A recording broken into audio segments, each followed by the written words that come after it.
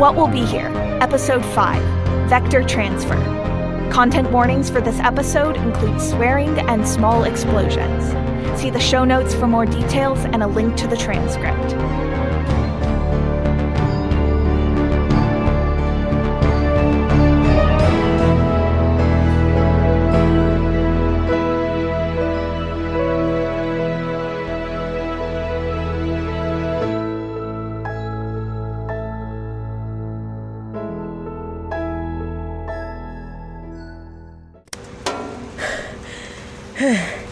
There's this, this ancient proverb that I once heard. Some wise words from 200 years ago used to inspire people and make us reconsider our wasteful ways. Because 200 some odd years ago, the majority of people actually thought the world's environmental decline was of a sort that could be remedied by decreasing the carbon footprints of singular households. So, they would just utter these words, some as a chant, some as a song, to remind themselves that every individual had the power to set the earth back on the right path. What is this omnipotent proverb, you may ask? Well, listener, I will tell you. The ancient text was scribed as follows. Reduce, reuse, and recycle. And though those words have been lost to time, the sentiment is very obviously still going strong, seeing as those are the pillars upon which our current society was built. Savannah greatly reduces the population fairly consistently, which makes up for overpopulation and threats to the Savannah Empire. Family. They reuse the whole of Miami by rebuilding the upper crust of society directly on top of the underground, which is, as you may know, already the 3rd or 4th floor of Miami. And they recycle plenty. There's a reason why we always have closed casket funerals now. Because Savannah is committed to recycling the salvageable bits of our loved ones to give to rich people we don't even know, regardless of whether or not consent was given. So, well, yes, Savannah is almost single-handedly responsible for destroying the ecosystems of the entire planet. You have to admit, their commitment to the principles of environmentalism is impressive. Savannah isn't exactly the best role model for helping the planet, of course, but they're so bad at it that it kind of feels like doing the bare minimum is doing a lot. Especially when you think about some institutions in place topside. The Savannah issued reusable water bottle, Aqua Vest, for instance. Jules really thinks she's saving the planet every time she uses that thing. Granted, all other Savannah brand containers for liquids are both impossible and illegal to refill, so I understand why she falls for it. I'm glad it makes her feel good, but everyone in the underground just uses regular reusable cups all of the time. Those Savannah bottles are virtually indestructible. I know, I've checked.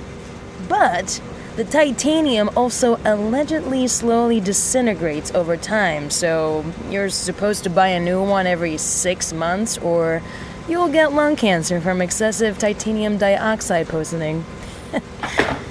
Now, based on the evidence presented, clearly, sensibly, going green is very important to a lot of us. It's one of the few things that both people topside and in the underground have in common, even if it's totally useless at this point. And I am no exception. Every day I come into our HQ, I look at our beautiful, bouncing baby rocket child, and I think, oh, sweet child of mine, how can I make you yet more efficient? How can we achieve our goal while also never abandoning our duty of doing totally random, pointless shit so it seems like we still care about this dead rock? We're doing a pretty decent job already. Almost all of our materials are scavenged after all, so we're constantly recycling and reusing. But it's mostly Suri putting in the actual work, and I don't want to put the weight of saving the world to fall solely on her shoulders. If only there was something that I, the lowly mechanic, could personally do. And then, one day, it hit me. I got to HQ and was having a hard time taking off my respirator, and that made me think, wow, we already can't breathe the air outside. What if we could clean the atmosphere somehow?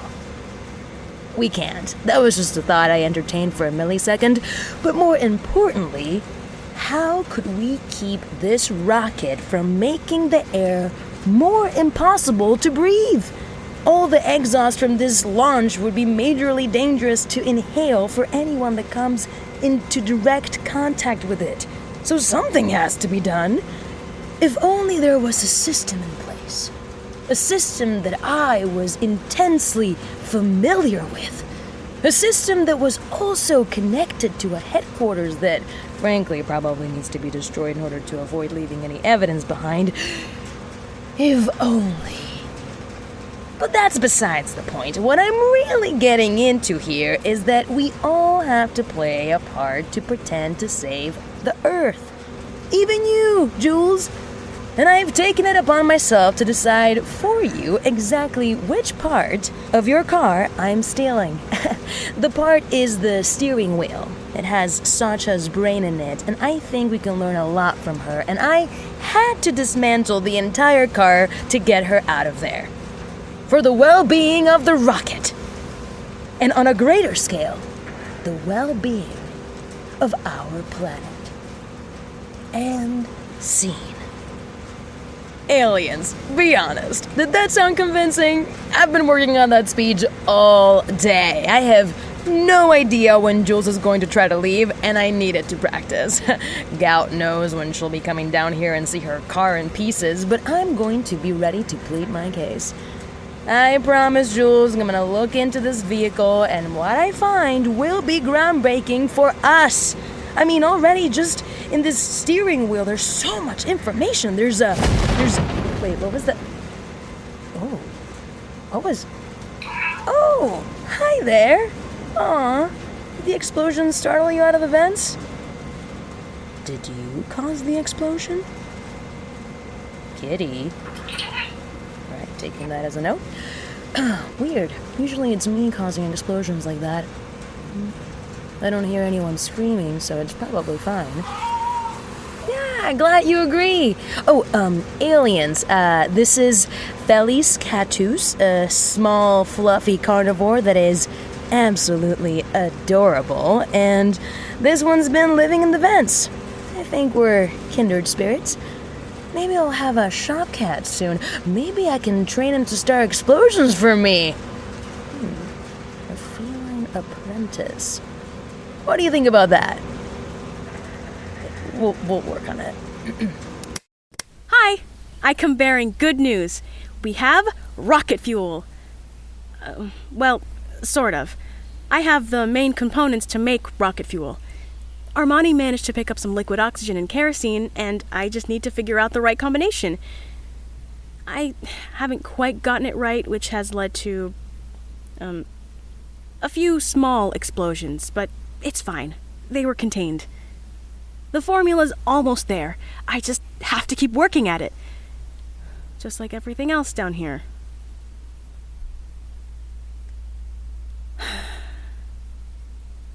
Ever since the underground... Well, ever since we got raided, things have been pretty quiet here.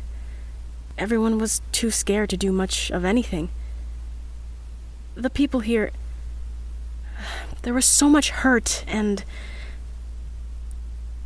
unease. Ari would call it a black cloud looming over our heads. Everyone handled it a bit differently. After the raid, Suri would disappear into the underground for hours at a time. I'm not quite sure where she went, but she always seemed a little less tired when she returned. Kay... Well, They were setting stuff on fire a lot more than usual. Armani shut down completely. Normally they're always chattering on about something cool, but I didn't hear a peep from them. Dane. He went into his lab and locked the door and... Well, things really ground to a halt out there. No one made progress on much of anything. We didn't really feel like working. I guess it's hard to see the point in it when there's so much doom and gloom hanging over our heads. But we needed to keep going. We've got a deadline we can't afford to miss. I went to go see him once or twice. He looked tired. I hated seeing him like that, like he didn't have that spark anymore. Savannah had finally stomped it out of him.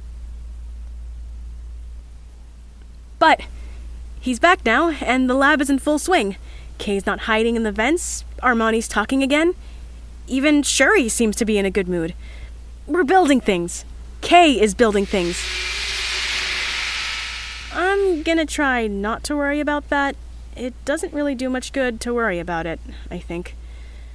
I'm going to try to find the comfort in the sounds of machinery, and what I hope isn't my car. After such a long time of feeling nothing but doom, it means that we're that much closer to completing our goal. If I sit there and wallow in all that hatred, I'd never get out. So, I look for hope in the little things. In the way Suri started asking if I want tea, or in the extra food Armani brings, just in case one of us forgets to eat, or in the way Dane smiles when he thinks no one's looking. In these small moments, I can't help but feel grateful for everything my friends have done for me. We're working so hard, and I can't wait to see us finish this, together. Kay, I still need to be able to drive that! The idea of the spirit world is an interesting one. Culturally speaking, almost everyone has one, be it a hall of judgment or a bottomless pit. The thing is, not all spirit worlds are afterlives. Sometimes they are just places that sit alongside the world, a thin metaphorical veil separating them. Water is often related to spirituality. It's seen as a means of purification or divinity, sometimes even a portal. Mythologically speaking, the primordial oceans are the starting point of all creation. Many beings and landforms either emerged or were pulled from the sea. The vastness of the sea and the emptiness of space are very similar. Extensive and never-ending, constantly evolving, so potentially undiscovered. Anything could be out there. Space is full of endless possibilities. It's a place where stars are created as they die.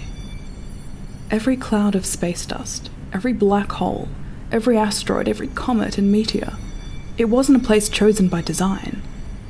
It was a free-floating game of chance. Pieces just smashed together, and then bam! A brand new, fascinating design. Soon to be placed on a very stylish throw blanket. Naturally, my design will be much more meticulous. More aerodynamic. It will have to be sleek, with enough engines to propel it forward without looking too gaudy or being too heavy. I am an artist, a poet, a master craftsman, if you will. Each detail, from the bolts and welds to the overall shape of the frame, must be perfection. Some may call me nitpicky, but the truth of the matter is, an artist's touch is careful and concise. But I swear to the gods, if Kay keeps adding shit that isn't on my blueprints... never mind. Stars are also associated with creativity. Normally they're one of the first things that are created in mythos. Many people look up to them for guidance, wonder, and inspiration. I was the same growing up. When I was younger, I used to sneak away and find a clear spot to stare at the stars. I'd make my own patterns and constellations. I'd name random stars, forget where they were, and then rename them later on. I wanted to touch the stars, to see how bright they were up close. I wanted to be a part of NASA. But when that got disbanded, I felt lost. My stars were spiraling out of control, and I couldn't reach them anymore. But I never stopped designing.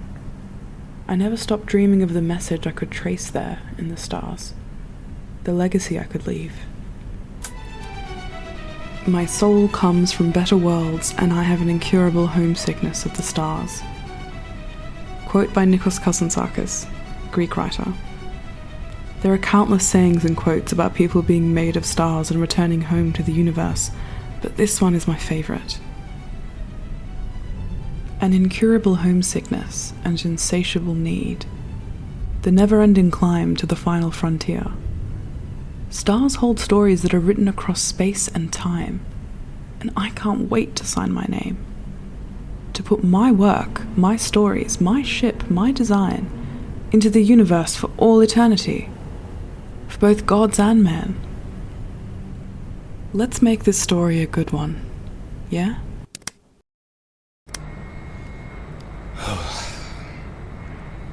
It's been a while since I did one of these. Yeah, I'm still alive, obviously, since I'm talking to you. Or not so obviously, considering Savannah Viper just launched their new vocal synthesis program the other day.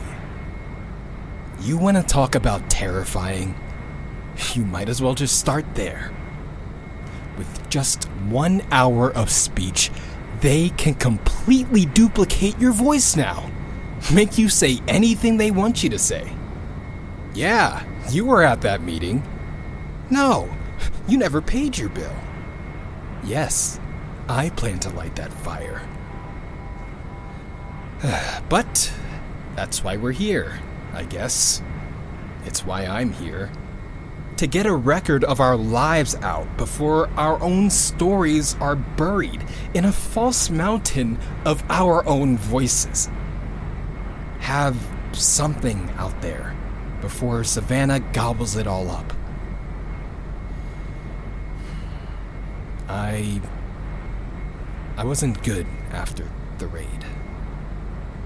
I was in the workshop for 3 days, I think. Jules was concerned, to say the least. I really don't know how she does it. Keeping it all rainbows and sparkles day in and day out. Well, I do, actually.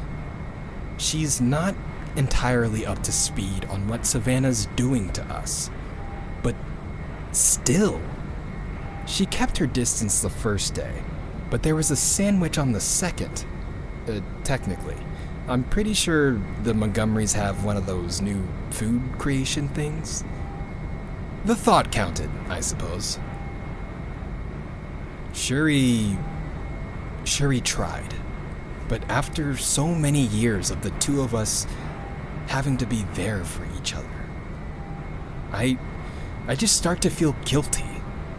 Guilty that I'm a burden. That I'm not able to do more for them.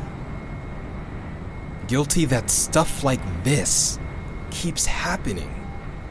It just makes you want to curl up in a ball for a long time, you know? I had to come back, though. What, am I just going to not fight Savannah? It's kinda who I am at this point. Fuck. At this point, that is almost all I am now. The person who fights Savannah. Have they really done it? Made me so desperate to be able to carve out my own life that I actually forgot to live it. I devoted my life to stopping their advance. So I never checked my own? Fuck that. I'm going to have some fun. I'm going to be human while I do this. Maybe that bundle of blonde positivity does have something right. I might be a rebel, but I'm going to be a happy rebel. Maybe not quite that happy. If the smile gets too big, Savannah stops watching, because they know they don't have to. And I do not have the energy to keep that facade up for a long con. Be happy to have the people around you, Dane. They're really the best you've got. Speaking of which, I should probably make sure Kay and Jules are both alright. We had a couple little... let's call them explosions earlier. They were actually small, but one was also Jules, so, you know. It's good to be back. Well, we're back on schedule. Or as close to back on schedule as we can get. I pulled in some favors to get some more gold wiring. Kay fixed up a bunch of the stuff that got broken, and Dane has assured us that we've still got a launch window. Things progress. They progress. I should probably sound happier about that, but I'm still pissed off. At a bunch of things, some of which shall remain off the record. I get why Jules wants us to record stuff, but I don't think every little thing needs to be included. We've been over this before. Though, I've got some stuff that I do want to say, and I've got a few minutes to say it. Hey there, kitty. Hey, you're getting braver. You want to listen to my rant? We talk about Savannah a lot, and that's because, well, they're a constantly looming presence in all of our lives. But I don't think we've talked about how they got started. And I think that's something we should include. On and for the record. It's an important part of history. Not that it's actually taught in school these days. The corporation likes to paint a rosier picture than what actually went down. Classic, right? Frankly, I'm not sure they tell the truth on anything. If we're sending a little time capsule into space, I want part of it to counter the official propaganda that Savannah is beaming out there. I feel it's my civic duty. Also, I just hate them. That's reason enough for me.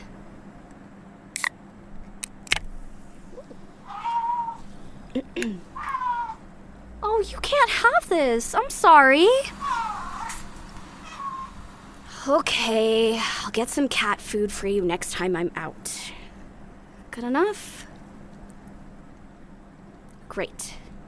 And now, story time begins. Way back when, there was a company called Ondatra.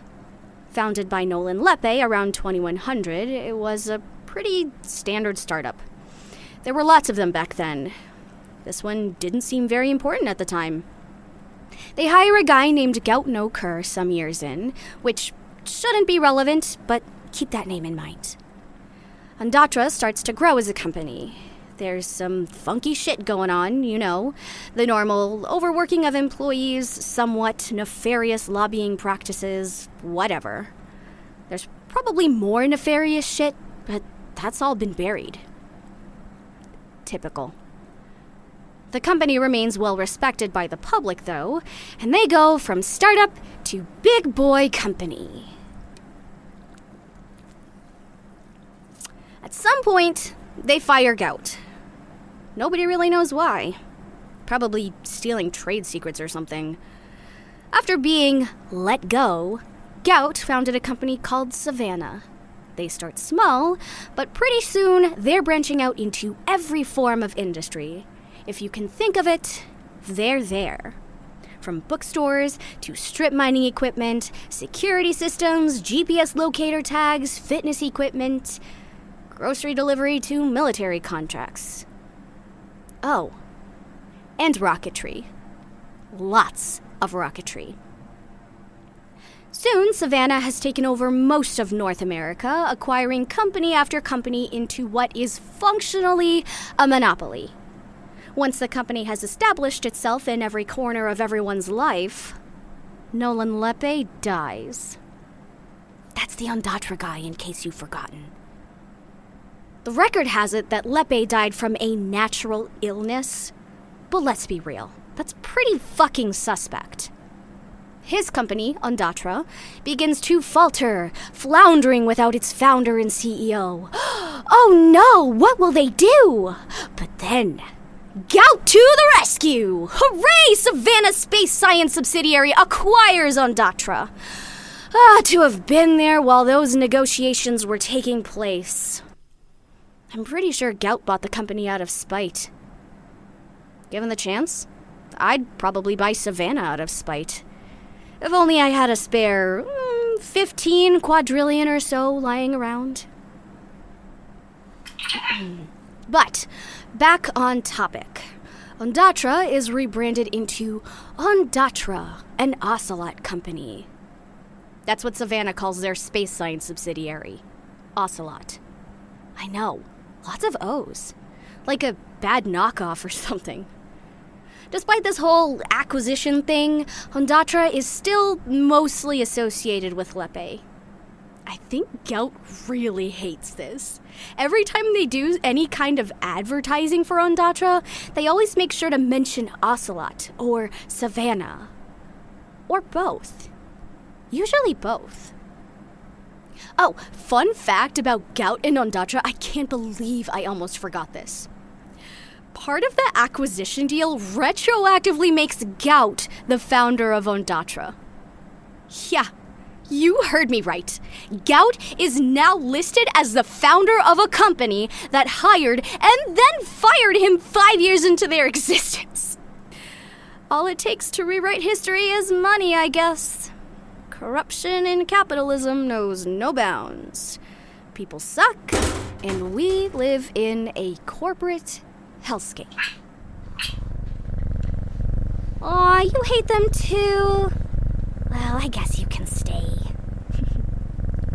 I could justify this whole rant with some sort of vague, take this as a warning in case you think capitalism is a good idea. But honestly, I'm just in the mood to talk about betrayals. I'm feeling bitter.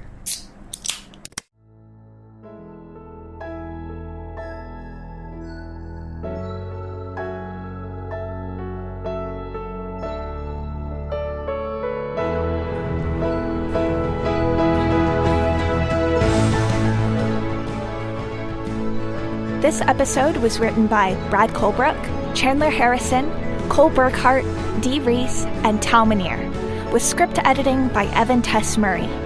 It was directed and sound designed by Brad Colebrook and features Vico Ortiz as Kay, Jona Lune as Jules, Kathy Youssef as Armani, John Y. Kamara as Dane, and Sahar Iman as Suri.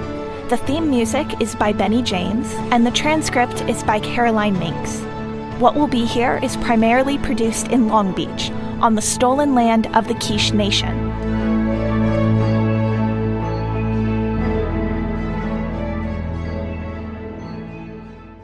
Discover Houston, recommend vector transfer to the BFS.